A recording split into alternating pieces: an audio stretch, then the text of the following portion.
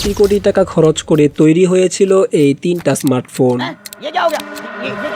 কিন্তু মানুষ এগুলো কিনতেই চায়নি।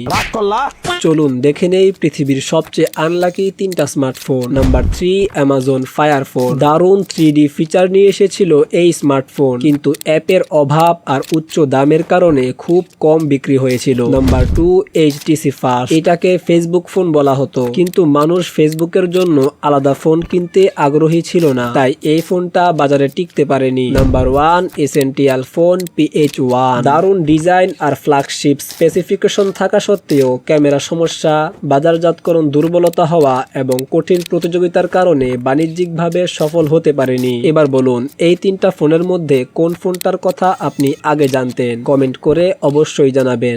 এই 3টা ফোনের দাম পিন কমেন্টে দেওয়া আছে। আর হ্যাঁ, আপনারা যখন লাইক ও সাবস্ক্রাইব করেন তখন আমার অবস্থা কিছুটা এমন হয়।